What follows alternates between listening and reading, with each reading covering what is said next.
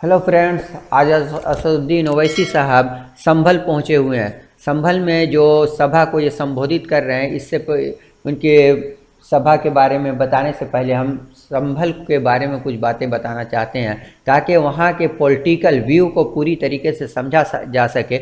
और ओवैसी साहब ने आज क्या कहा है वो और कौन कौन सी बातें कही हैं, इस चीज़ को भी हम बताएंगे। लेकिन पहले आइए हम समझते हैं कि यहाँ का पॉलिटिक्स किस टाइप का है, संभल में कौन लोग पॉलिटिक्स में हैं, कैसे लोग हैं। तो सबसे पहले अभी जो मौजूदा एमपी हैं वो शफीकुर रहमान बर्क हैं। ये 2019 में जीते थे। इससे पहले भी ये 2009 में शफीकुर रहमान बर्क साहब थे, वो बीएसपी से थे।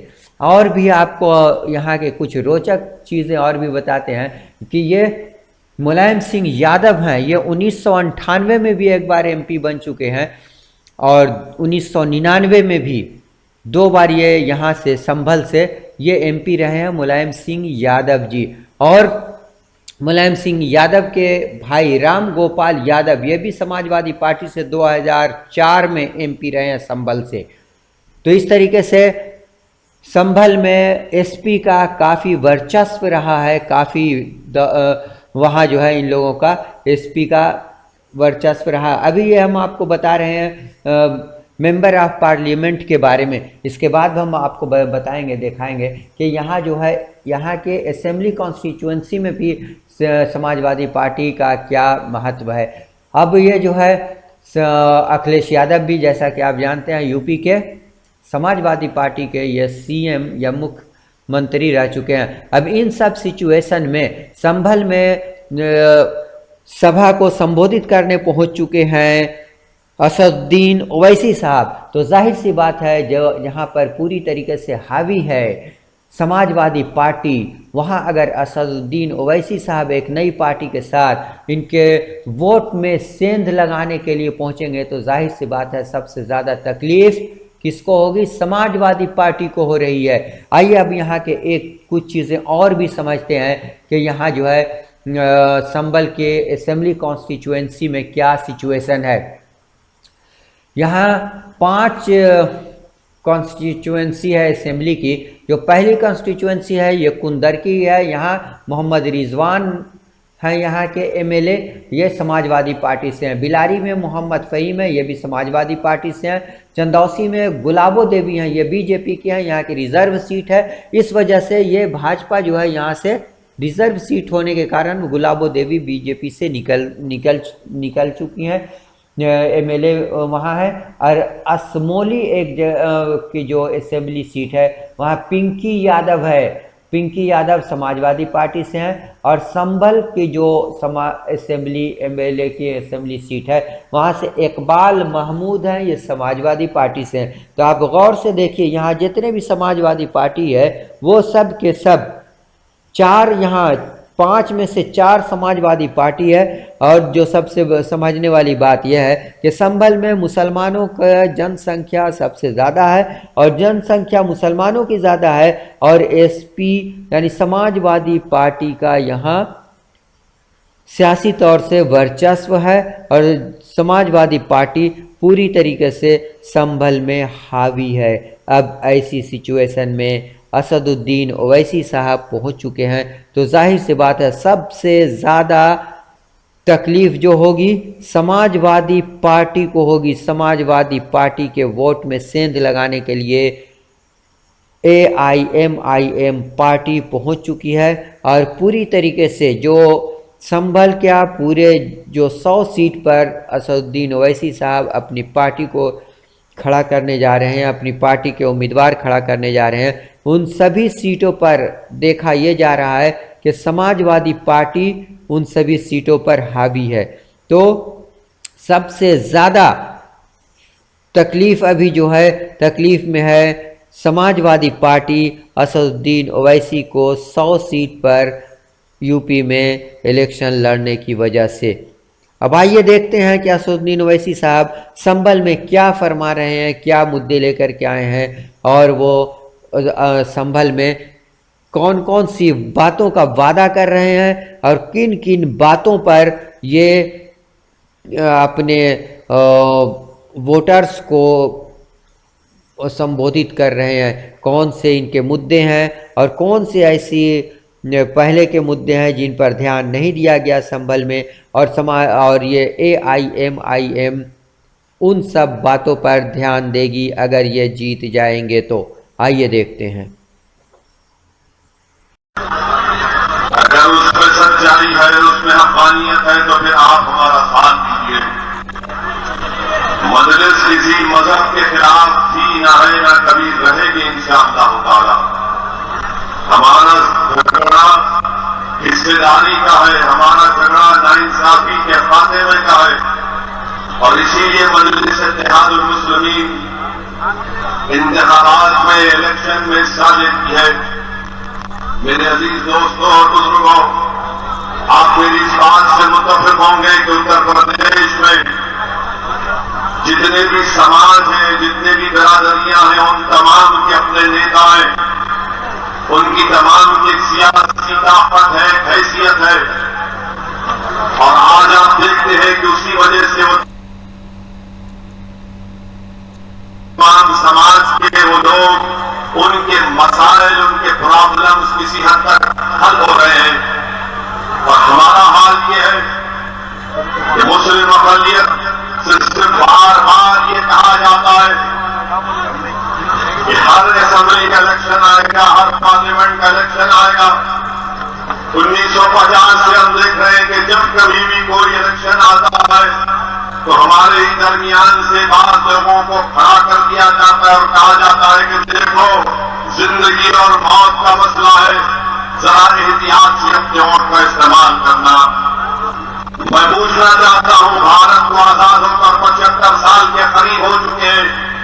इधर असेंबली और पार्लियामेंट के चुनाव हो गए कि हर चुनाव से पहले जिंदगी और मौत की बात होगी, और चुनाव के बाद हम रोज मरते हैं।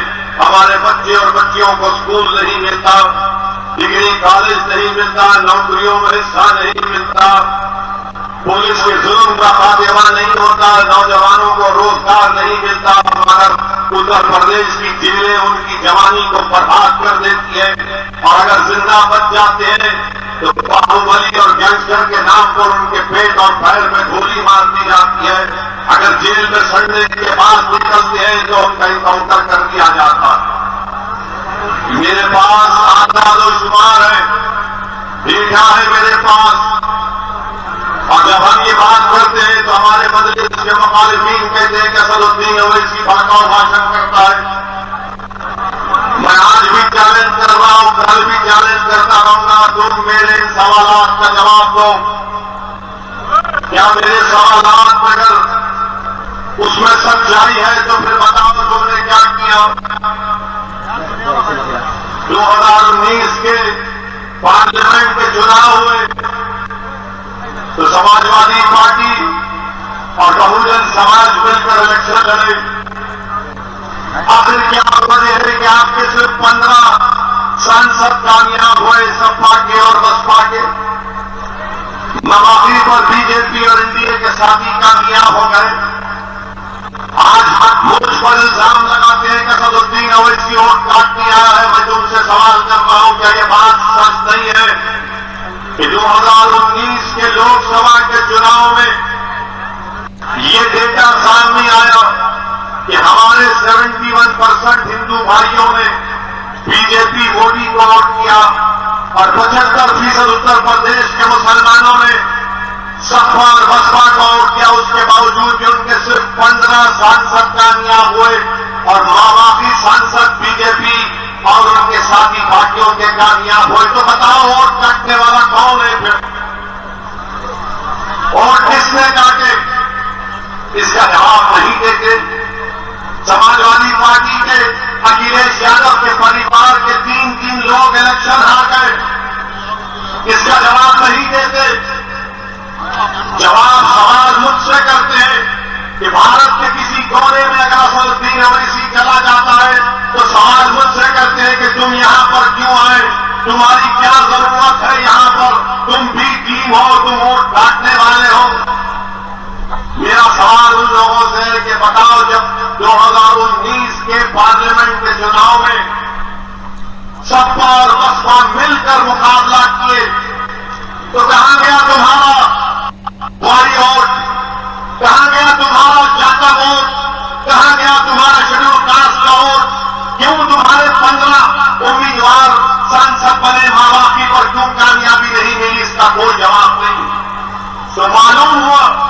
इनका वोटर खुद मोदी को वोट डाल कर आ गया।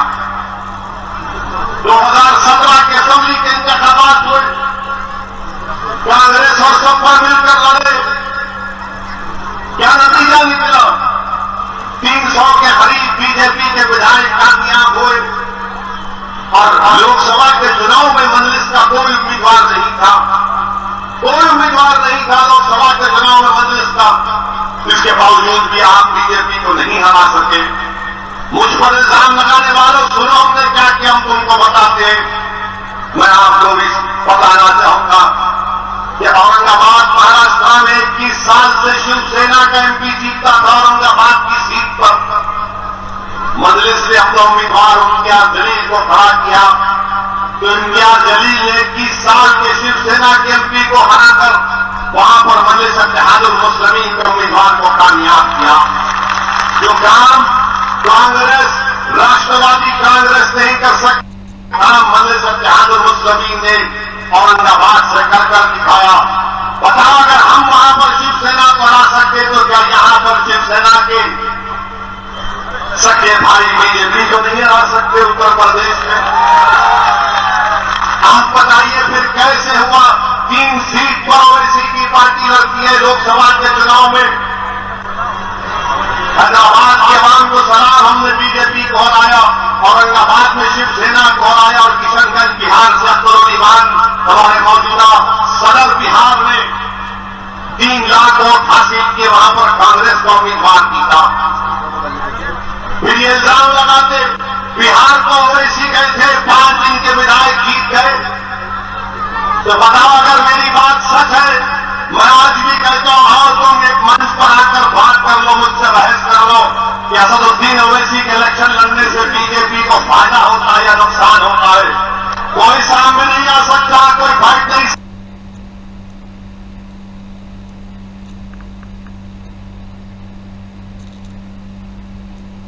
5 मिनट मेरे सामने बिहार के बारे में 19 सीट हम लड़े, 5 पर हमारे विधायक कामयाब हुए।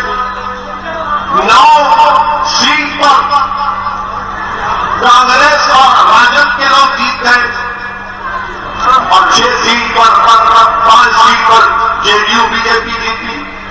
और फिर ये तमाम लोग कहते हैं वोट काटता है, ध्रुवीकरण करता है, पोलराइजेशन करता है। अरे अगर पोलराइजेशन में करता है तो पूरे 19 के 19 मुझे जीतना चाहिए था, पूरे 19 के 19 मुझे जीतना चाहिए था, मगर खुद हारते और इल्जाम असदुद्दीन ओवैसी पर लगा दिए। 5 विधायक हमारे जीते तो पूरे भारत में तूफान बन गया कि कैसे मजलिस के एमएलए जीत कर आ गए बिहार में। इसलिए जीते क्योंकि बिहार की सीमांचल का जो हिस्सा है वो सबसे पसमानदा बैकवर्ड इलाका था। हमने सीमांचल की लड़ाई का आगाज किया। ये नहीं देखा कि सीमांचल पर बसने वाला किस मजहब का है, किस जात का है, किस बरादरी का है। हमने सीमांचल के साथ बात की तो सीमांचल की जनता ने लब्बाइक और कहा कि मजलिस को वोट देंगे।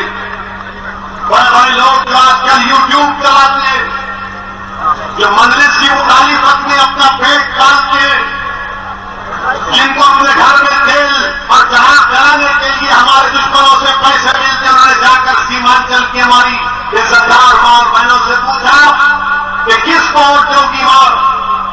तो उस हमारी मां ने कहा, तमाम खवातीन थे, कि जिसके सर पे गोल टोपी है, चाहे तो शादी है, जो लंबा उसको वोट देंगे।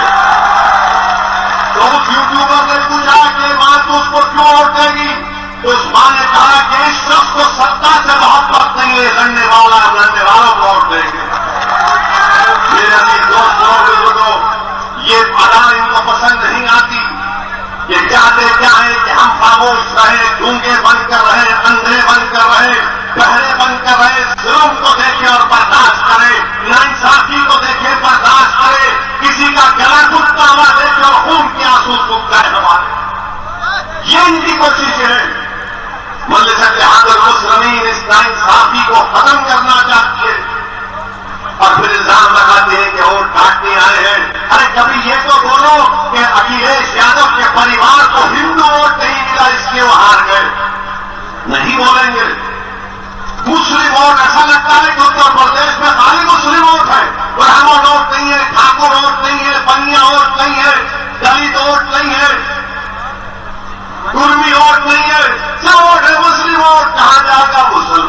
दूसरे भी वोट डालेंगे नहीं डालेंगे, या सबके सब घर में बैठकर मिठाई खाएंगे?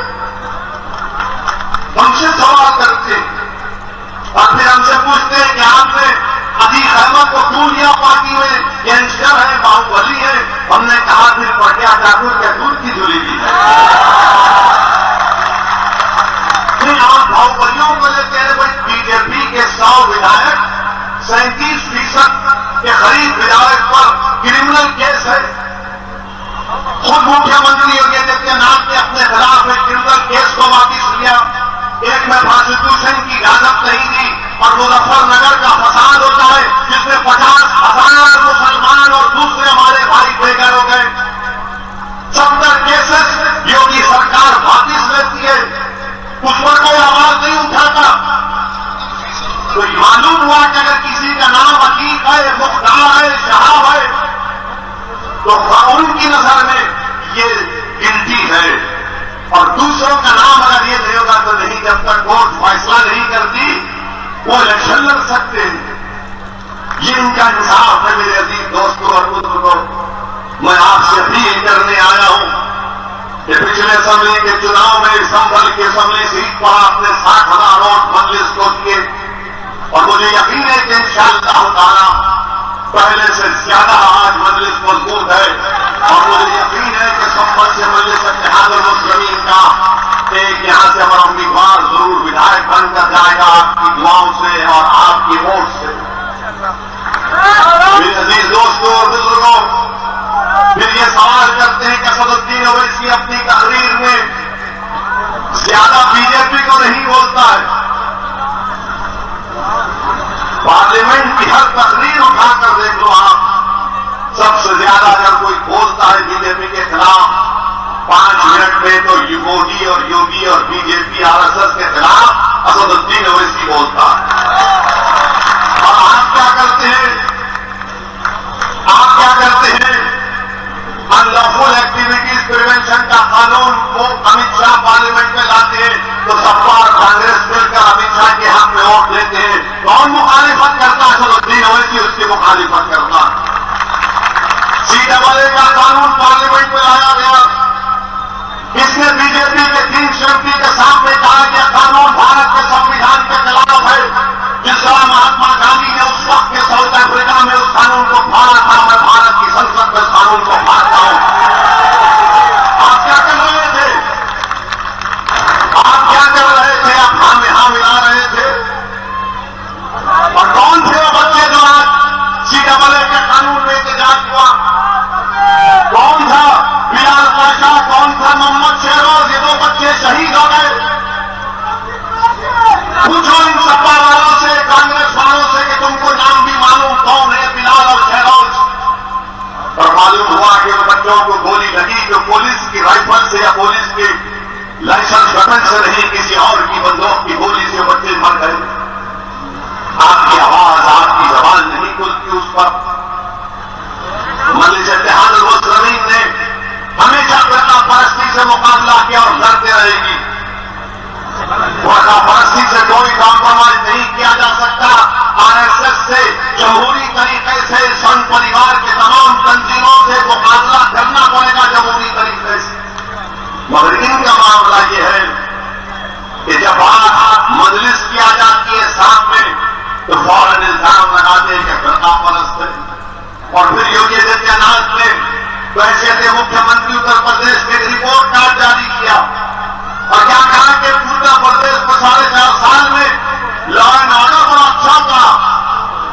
अच्छा, तो बताइए बाबा, उत्तर प्रदेश में 2019 का नेशनल क्राइम रिकॉर्ड ब्यूरो कहता है उत्तर प्रदेश में 5,000 से शायद फिरकापरस्त केसेस पुलिस ने रजिस्टर किए। तो कौन से अमन की आप बात कर रहे हैं? कौन से अमन की आप बात कर रहे हैं? कहते हैं कि हमने रोजगार दिया। खुद उत्तर प्रदेश की विधानसभा में बीजेपी का मंत्री खड़े होकर कहता है कि 33 लाख उत्तर प्रदेश के बेरोजगार नौजवान रोजगार के लिए अपना नाम रजिस्टर करा चुके हैं। उत्तर प्रदेश के 75 जिलों में से 53 डिस्ट्रिक्ट में जो बच्चे पैदा होते स्टंटेड होते, पूरे भारत में अगर 9 लाख बच्चे एक्यूट मैलनरिस्ट है तो 4 लाख उत्तर प्रदेश में है।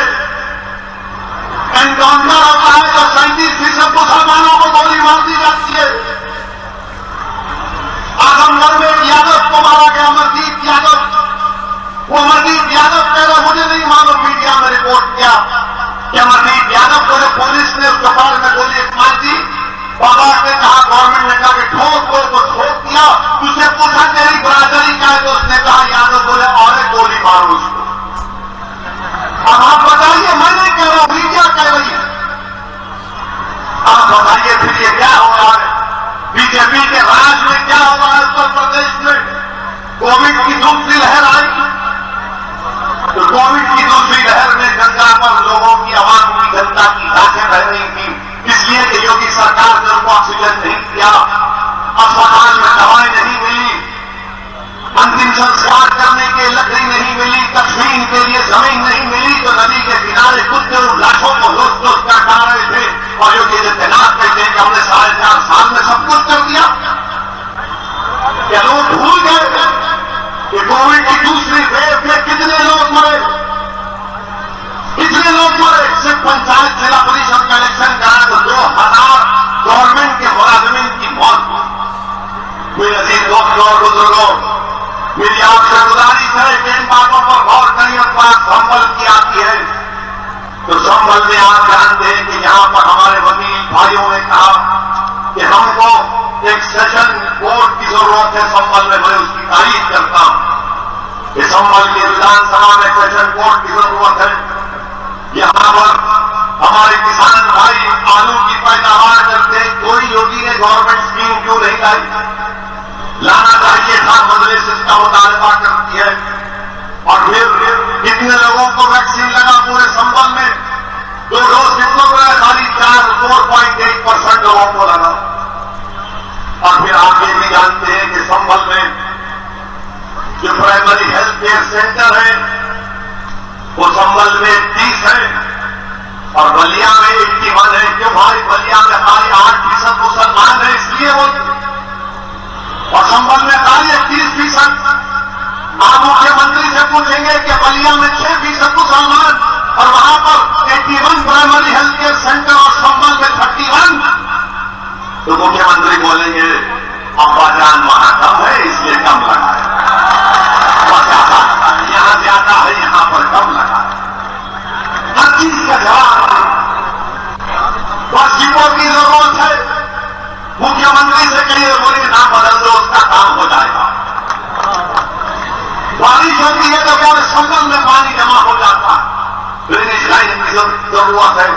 एमजीएम का डिग्री एक ही कॉलेज है। हम पूछ रहे क्या किया अपने 4.5 साल में शिक्षा के मैदान में, अपने क्या क्या एक एमजीएम डिग्री कॉलेज में खाली में और भी काम, उसके बाद कोई कोर्स नहीं।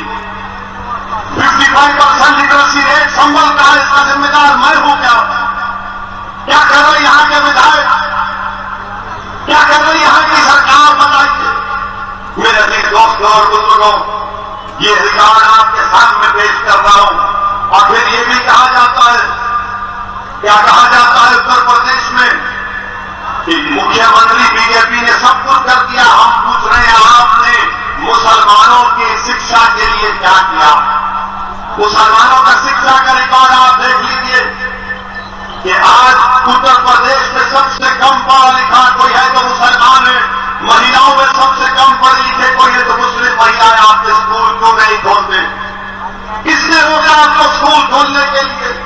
और उत्तर प्रदेश में क्या है, मुसलमान अगर प्राइमरी स्कूल को जाता है तो 17% एनरोलमेंट होता है और उसके बाद जब सेकेंडरी एजुकेशन को आता है तो 12%, हायर एजुकेशन को आता है तो खाली 10% होता है। गिरते जाते, ऊपर जाते, नीचे गिरते जाते, गिरते जाते।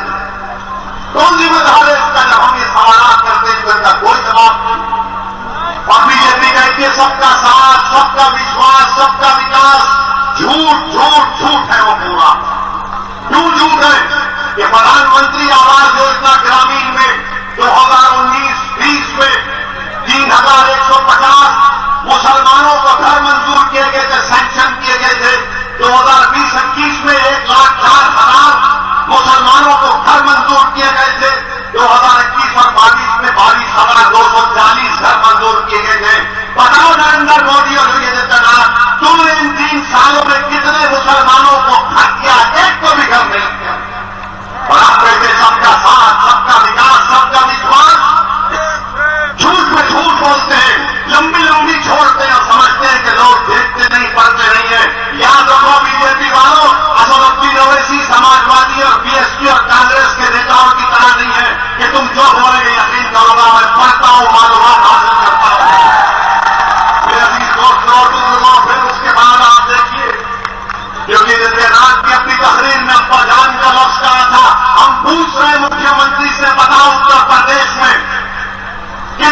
मुसलमानों के पास अंत्योदय अन्न योजना का कार्ड है?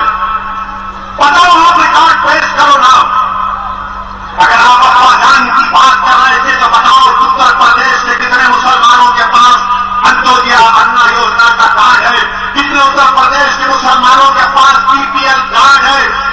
47% उत्तर प्रदेश का मुसलमान गरीब है या गवर्नमेंट का देखा करता? बताइए, आप जवाब दीजिए इसका। इनके पास कोई जवाब नहीं है इसका। मेरे अजीज दोस्तों और बुजुर्गों, ये नाइंसाफियों का हम जिक्र करते हैं तो इनको तकलीफ हो जाती है, इनको तकलीफ हो जाती है, और हम ये नाइंसाफियों का जिक्र करते रहेंगे। बाराबंकी की मस्जिद को शहीद कर दिया गया तो मुझ पर 153A का केस बुक कर दिया गया। मैं उत्तर प्रदेश की सरकार से पूछना चाहता हूं, क्या उत्तर प्रदेश का वक्फ बोर्ड बाराबंकी की मस्जिद के बारे में हाईकोर्ट को नहीं गई? वह मजलिस पर इल्जाम लगा दिया जाता है। मेरे अजीज दोस्तों और बुजुर्गों, मेरी आपसे यही गुजारिश है, खासतौर से संभल के लोगों से कह रहा हूं, और संभल के वो जो समाजवादी के अभी भी बातों में आकर काबिल अफरत हो रहे, मेरी बात का याद रख लो। जब 2024 में पार्लियामेंट का इलेक्शन होगा तो जो 2004 में समाजवादी पार्टी के सांसद थे, अब उनका पोता संभल के पार्लिमानी हल्के में फिर रहा है, तो दादा चाहते हैं कि पोता 24 में संभल से एमपी बन जाए। अब संभल के दादा को सोचना है कि उनके पोते का क्या होगा। समझा ना आपने? अब उनको सोचना है। वो जो 2004 में सपा के सांसद थे, उनका पोता उसके पोस्टर रखना शुरू हो गए, क्योंकि 2024 में वो चाहते हैं, वो दादा चाहते हैं कि मेरा पोता संभल से एमपी बन जाए, सांसद बन जाए। अब आप बताइए कि कहां तक अपने लोगों को लेकर आएंगे? वोट तो हमारा ले लेंगे, राज वो करेंगे, और जब असदुद्दीन ओवैसी हिस्सेदारी की बात करेगा तो कहेंगे कि नहीं, वोट का बंटवारा होगा। अब आप मजलिस की मुखालिफत में सुनेंगे, नहीं, बंगाल में क्या हुआ था? बंगाल में सब एक होकर वोट किए। मैं पूछना चाहता हूं, जो लोग बंगाल की मिसाल देते, बताओ, क्या बंगाल में पुलिस के रिक्रूटमेंट का एप्लीकेशन दिया गया? 1000 मुस्लिम बच्चियों ने 1000 मुस्लिम बच्चियों का दरखास्त एप्लीकेशन रिजेक्ट कर दिया गया। क्यों? क्योंकि उनके वो हिजाब पहनी हुई थी, तो ममता बनर्जी की सरकार ने उनका एप्लीकेशन रिजेक्ट कर दिया। कब तक आप ममता, अखिलेश, राहुल या फिर बीएसपी के नेताओं के मुस्तकबिल को संभालेंगे? कब तक आप इनको ताकत देंगे और खुद कमजोर होते रहेंगे? मैं आपसे अपील करने आया हूं कि हराएंगे जरूर बीजेपी को इंशाअल्लाह, मगर ताकतवर होते रहेंगे। जब तक आप अपने बच्चों के बारे में सोचो, आने वाले 20 साल के बाद ये मासूम बच्चे जब तुमसे सवाल करेंगे कि बताओ तुमने हमारे लिए क्या किया, तुमने हमको कमजोर करके क्यों छोड़ दिया, क्या जवाब देंगे आप कि हमने इस सपा के लीडर को नेता बनाया, कांग्रेस के लीडर को नेता बनाया, बीएसपी के लीडर को नेता बनाया? तो तुम्हारी बेटी और तुम्हारा बेटा तुमसे सवाल करेगा कि अपना घर में चिराग नहीं जलता, खाने को खाना नहीं है, स्कूल को जाने के लिए फीस नहीं है। और याद रखिए, जब तक आपके पास सियासी ताकत नहीं आएगी, आपके हमारे मसाइल हल नहीं होते। ये भारत की जमहूरियत की कल हकीकत है, ये भारत की जमहूरियत की कल हकीकत है मेरे अजीज दोस्तों और बुजुर्गों। इसीलिए मैं आपसे अपील करने आया हूं कि मजलिस इत्तेहादुल मुस्लिमीन के अपने वोट का इस्तेमाल करेंगे। लोग बहुत से आएंगे, बहुत से बातें करेंगे, मगर ये जानते हैं कि जो दलील असदुद्दीन ओवैसी देकर जा रहा है, दलीलों का जवाब नहीं दिया जा सकता। इनके पास कोई जवाब नहीं है, मगर सिर्फ डरा कर हासिल करते हैं। अरे कि कौन सा इलेक्शन नहीं हुआ? अब इलेक्शन आएगा तो कहेंगे अरे बीजेपी आ जाएगी, वो आ जाएगा, ये आ जाएगा। अरे भाई आ जाएगा तो फिर रोकने की तरकीब क्या है? रोकने की तरकीब ये है कि तुम खामोशी से सिर्फ हमको वोट डालो और उसके बाद हम देखते हैं। मेरे अजीज दोस्तों और बुजुर्गों, अपने वोट का सही इस्तेमाल करिए। मजलिस इत्तेहादुल मुस्लिमीन के हक में अपने वोट का इस्तेमाल करिए। डरने और घबराने की जरूरत नहीं है।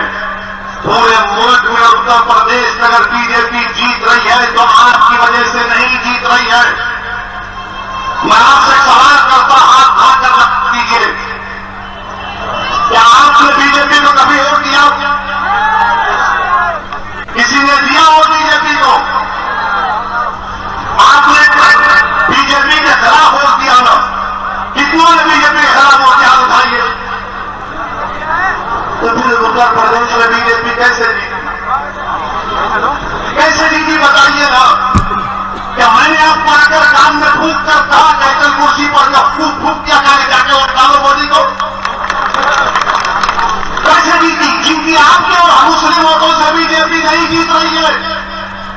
बीजेपी जीत रही है क्योंकि इनका वोटर, बसपा का वोटर, समाजवादी का वोटर, कांग्रेस का वोटर मोदी के वोट में बैठकर चाय पी रहा और आपको बताया जाता है, आपको बनाया जाता है, जिम्मेदारी आपके कंधों पर डाली जाती है, कंठी हमारे गले में डाल दी जाती है कि देखो वोट मत दो। अरे तुम्हारा वोटर कहां गया बताओ?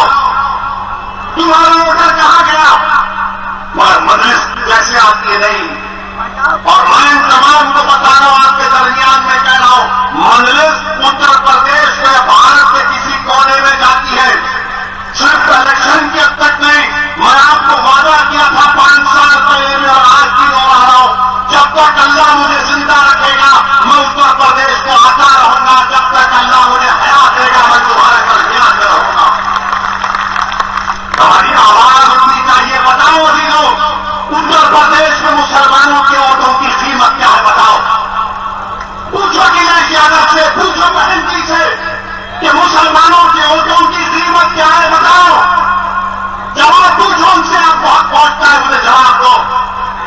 तो बोलेंगे इस तरह का सवाल नहीं करना, इस तरह का सवाल नहीं करना, हम सब एक है। अरे एक है तो फिर कमजोर मैं क्यों होता हूं? अगर एक है तो मेरे बच्चों को तालीम क्यों नहीं मिलती? अगर एक है तो मेरा नौजवान गोलियां क्यों खाता है पुलिस के? अगर एक है तो भूखा मैं क्यों मरता हूं? अगर एक है तो गरीबी और मुखलिसी मेरा मुकद्दर क्यों बन जाता है? इसका जवाब देंगे तो बने नहीं। मिलके ही तो है ना। जब मिलके रहते हैं तो फिर तुमको मेरी तकलीफ नजर नहीं आती? तुम बाहर रहे हो और मैं लंगड़ा हो चुका हूं। तुम्हारे पास दौलत है और मैं भिखारी बन चुका हूं, इसलिए कि हमारे पास एक सियासी ताकत नहीं है। मेरे अजीज दोस्तों और बुजुर्गों, डरने और घबराने की जरूरत नहीं है। ये बड़े बड़े दानिश्वर लोग अखबार में आर्टिकल लिखते कि ओवैसी जो बात कर रहा है उसमें बड़ा रिस्क है, बड़ा रिस्क है। अरे जिंदगी खुद एक रिस्क है प्यारे, जिंदगी खुद एक रिस्क है। मुस्तकबिल तो सिर्फ अल्लाह जानता है, मैं जानता हूं क्या? अल्लाह की जात पर तवक्कुल करके इंसान कूद जाता है कि अल्लाह तेरे नाम पर, तेरी जात पर भरोसा करके बाकी सरबलंदी के लिए कदम बढ़ा, मेरी जान रख ले तू। यही काम तो मजलिस करती है। तो हमारे रिस्क है ओवैसी के बातों में। कौन सा रिस्क है? कौन सा रिस्क है बताइए आप? तुमने किया क्या? तुमने किया क्या? मेरे अजीज दोस्तों और बुजुर्गों, मेरी आपसे नमन गुजारिश है कि हमको मुत्तहदा अपने वोट का इस्तेमाल करना। और फिर क्या बोले? अरे छोड़िए ना, छोड़िए। ये लोग हमको अपना चचा जानते। उत्तर प्रदेश का जो भी गरीब है, जो कमजोर है, जिस पर जालिम जुल्म कर रहा है, उसका भाव बदलती है वैसी है। उत्तर प्रदेश में जो गरीबों का खून चूस रहा है, उत्तर प्रदेश में जो महिलाओं पर श्रम कर रहा है, उनका भाई सब भी वैसी है। हाँ, अगर तुम समझ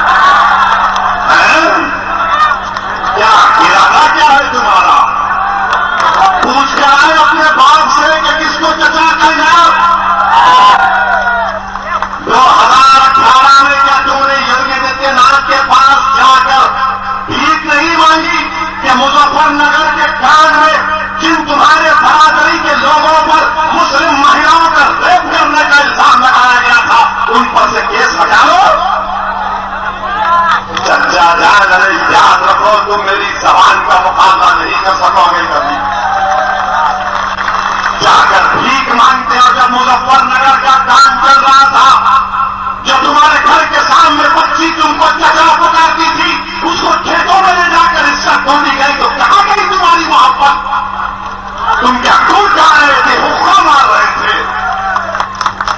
ये क्या बात? ये कोई अफवाह जान, वो कोई चर्चा जान? अरे ये मुद्दों से आओ, बताओ कि 2017 के चुनाव में क्या तुमने बीजेपी का साथ नहीं दिया था? किसकी महापंचायत, किसकी खाप थी वो बताओ। बोलो मैं तो कान में रुई रखेगी तो सच्चाई तुम्हारे भेजे में उतर जाएगी। याद रखो मेरे अजीज दोस्तों और बुजुर्गों, मुझे फिक्र नहीं, मुझे क्या बोलते बोलो, जो गाली देना है मुझे दो, मुझे उसकी परवाह नहीं, क्योंकि मेरा मानना यह है कि मेरी इज्जत देने वाला मेरा अल्लाह, मुझे रिज़्क़ देने वाला अल्लाह, मुझे जिंदा रखने वाला अल्लाह है, मेरी जान देने वाला अल्लाह। और ये लोग जो दिल में आया बोलो, क्योंकि जो बोलता है ना वो अपने जहन की गंदगी को अपनी जबान पर लाता है। जितनी देर मैंने गुफ्तगू की, एक बात बताओ जो मैंने किसी समाज के खिलाफ कही, बताओ आप, मैंने किसी समाज के खिलाफ कोई बात कही? मैं अपनी तकलीफ का इजहार कर रहा हूं, मैं अपनी तकलीफ को, अपने तकलीफ का इजहार कर रहा हूं, अपने मुश्किलात को, अपने इंसाफ की बात कर रहा हूं, तो इनको पसंद नहीं आता। याद रखो, तुम्हारी अल्फाज मेरे अज़म और हौसले के सामने कोई माने नहीं रखते। तुम दुनिया की गालियों की डिक्शनरी निकाल दो, इल्जामात मुझ पर लगाओ, मगर मैं वादा कर रहा हूं आपसे कि अल्लाह मुझे जब तक जिंदा रखेगा मैं गरीब मजलूम आवाम का साथ देता रहूंगा, इंसाफ के लिए लड़ता रहूंगा। अल्लाह जब तक मेरे हलफ में सांस सकेगा वो इंसाफ का मुतालबा करते रहेंगे। मेरे अजीज दोस्तों और बुजुर्गों, और फिर हम जब यहां आ रहे थे तो किसी ने चिट्ठी दी, बल्कि चिट्ठी भी दी और फोन पर यह कहा कि कल दिल्ली में आपके घर पर हमला हुआ, इसके बारे में कुछ कहिए। मेरे अजीज दोस्तों और बुजुर्गों, कानपुर में वो वीडियो आपने देखा होगा कि 11 साल की बच्ची अपने अब्बा को लपेटकर मारने वालों से अपने अब्बा को बचा रही थी, अपने अब्बा को बचा रही थी। और जब उसको मारते हैं पुलिस की मौजूदगी में कानपुर में, असदुद्दीन ओवैसी कौन सी खेत की बोली, जब सरेआम रोड पर मारा जाता है, उस बच्ची के जहन में क्या बैठा होगा कि मैं जब 11 साल की थी तो मौत ने मेरे अब्बा को लपेटकर मारना शुरू कर दिया। मगर मैं उस बच्ची को पैगाम देना चाहता हूं,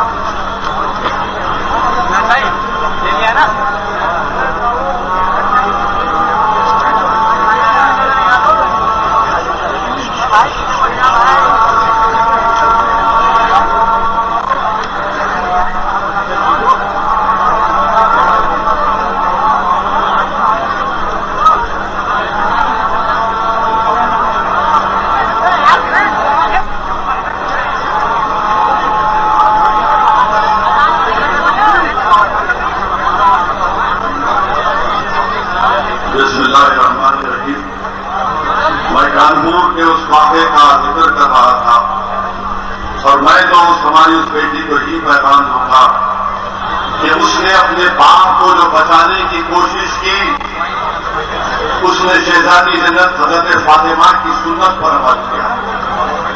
इसलिए कि जब शहजादी जन्नत का उम्र थी तो आपने देखा कि अबू जहल रसूलुल्लाह सल्लल्लाहु अलैहि वसल्लम के बारे में गुस्ताखी करता है, तो हजरत फातिमा ने उसको कहा था कि तू मेरे अब्बा मोहम्मद मुस्तफा सल्लल्लाहु अलैहि वसल्लम की शान में गुस्ताखी करने की जरूरत करता। मैं सलाम करता हूं उस बच्चे की जरूरत को और अल्लाह से दुआ करता हूं कि अल्लाह इसे और बच्चियां पैदा करे जो अपनी बाप की इबादत करेंगे इंशाअल्लाह।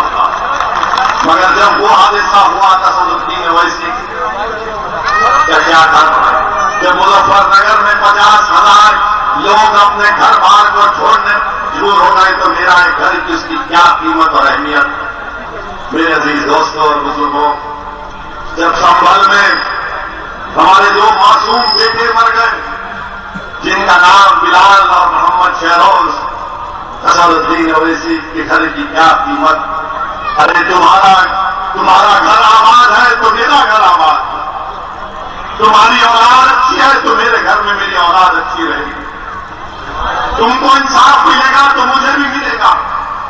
मगर मेरे घर पर हमला, कोई बात नहीं, तुम क्या क्या करना चाहे कर लो, मेरे कदम डगमगाने वाले नहीं, मेरे कदम डगमगाने वाले नहीं है। याद रखो, अगर तुम इस तरह की बुज़दिलों की हरकत करके समझते हो कि तसदुद्दीन ओवैसी के कदम डगमगाएंगे, तो याद रखो मौत मुझे रोक सकती, तुम्हारे ये इस तरह की हरकतें मुझे नहीं रोक सकेगी इंशाअल्लाह।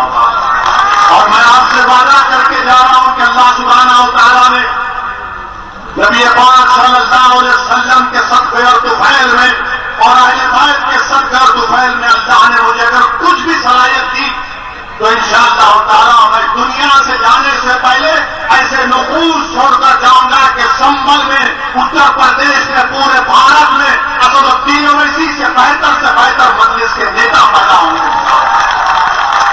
तुम मेरे घर पे आके पत्थर फेंकते हो तो तुम मेरे घर पर पत्थर या कुड़ाली से मेरे नाम को नहीं तोड़ रहे हो, तुम भारत को कमजोर कर रहे हो, तुम भारत के दुश्मन हो, तुम भारत के दुश्मन। और याद रखो, तुम्हारी हरकतें मुल्क को बदनामी दिलाएगी पूरे इंटरनेशनल लेवल पर। दुनिया के कोने कोने से मुझे फोन आ रहे हैं कि बताओ आपके घर पर हमला हो। मैंने कहा कि हाँ, घर पर हमला हमारे अभी नहीं हुआ, बल्कि 50 साल से हमारे घरों को निशाना बनाया जा रहा।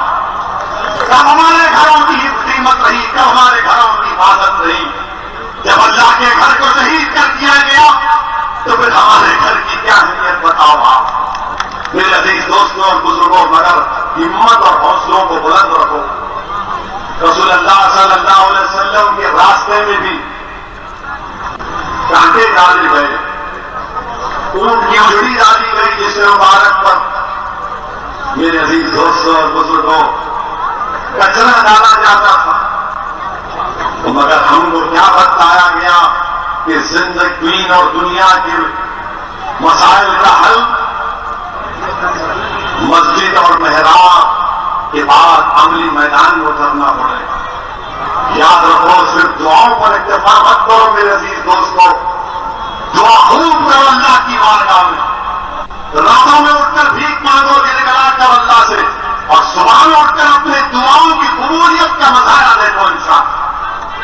मेरे अजीज दोस्तों और बुजुर्गों, डरने और घबराने की हर की जरूरत नहीं है। हमको अपने हौसलों को बुलंद रखना है, बल्कि करबला के मैदान को याद रखना है। लोग तसदुद्दीन ओवैसी से आकर पूछते कि तुम 19% लोगों के इंसाफ की बात कर रहे हो, तुम किससे मुकाबला करने जा रहे हो? तुमको अंदाजा है बीजेपी है, संघ परिवार है, समाजवादी है, बीएसपी है। तो मैं कहता हूं कि इमाम हुसैन के सामने भी यह सवाल किया गया था, और करबला के रेखजारों से इमाम हुसैन की रूह हम तमाम को पुकार कर कह रही है कि हक की सरबुलंदी के लिए पहाड़ पर उन हजारों के लश्कर पर काबू पा लिए थे, उन पर कामयाबी हासिल की। मेरे अजीज दोस्तों और बुजुर्गों, डरने और घबराने की जरूरत नहीं है। बल्कि यहाँ पर तो मुझे